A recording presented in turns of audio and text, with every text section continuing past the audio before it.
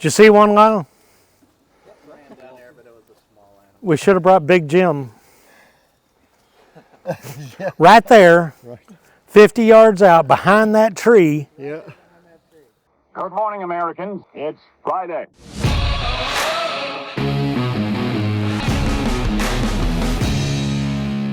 Johnny Maples, he was 13 years old, was walking home from his friend's house that I believe was down near a town down here called Lodi. And he was walking across, I don't know at the time if this creek was here, this bridge was here.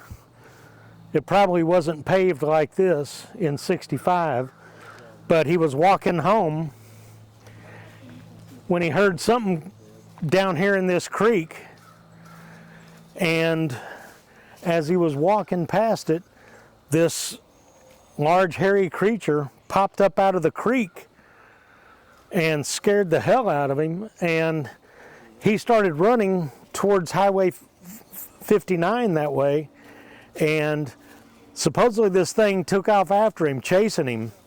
And he was scared, as you can imagine, anybody, if something big and hairy started chasing you.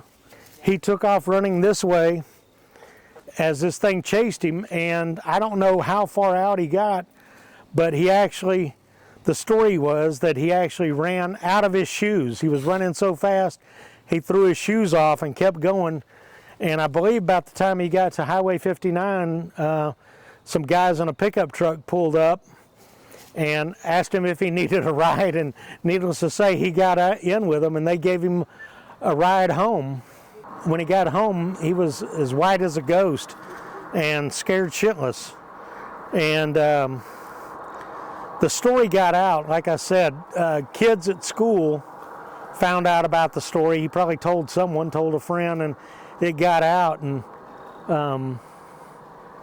the former mayor of Jefferson, Bubba Haggard, knew the kid from school, and he said that all the kids in school gave him a ration of shit about this, and so he just quit talking about it. And even contacted 55 years later on the phone, and he would not come to the phone and talk about it at all. But like I said, it got picked up. Originally the Jefferson Jimplecute wrote about it. I met the owner, publisher, and editor back in 2005, Dwayne Dennis, and he was the first one that investigated it.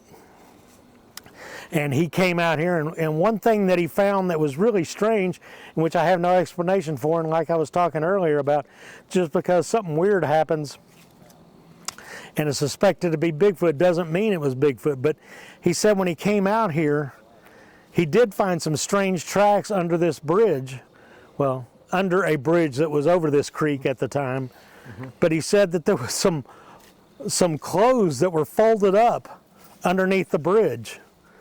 Like somebody had taken their clothes off and folded them up and left them under the bridge.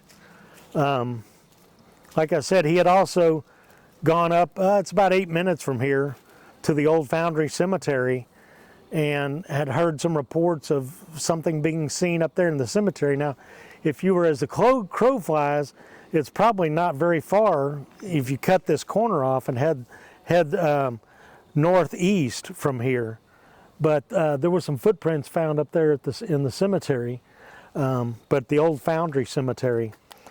But this, like I said, this story was picked up by the syndicated press, and it apparently went all over the nation. And the Marion County Sheriff at the time said that there were all these armed monster hunters coming out here and running around armed to the teeth wanting to shoot this thing.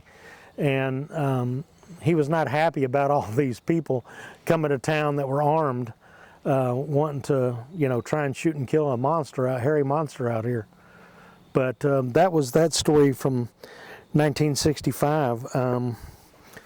The copy of the article I got was from August 1st of 1965 from the Marshall News Messenger, who had picked up the story.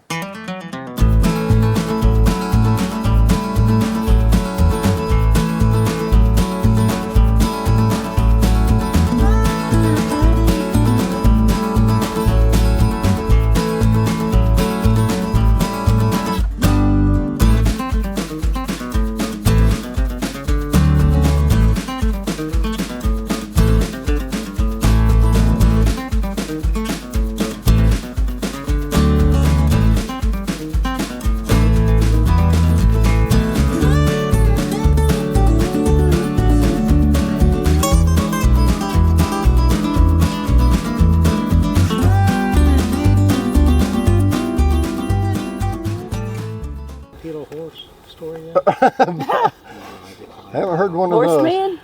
That was somewhere around here. I've Somebody got- said they saw yeah. this horse run across the road. It was on 2 legs. It was in Marshall. Yeah. There, See, I knew I didn't like there's Did it a, say clippity clippity because there was no clop? yeah. that. Well, now, wait a minute. That damn Sasquatch.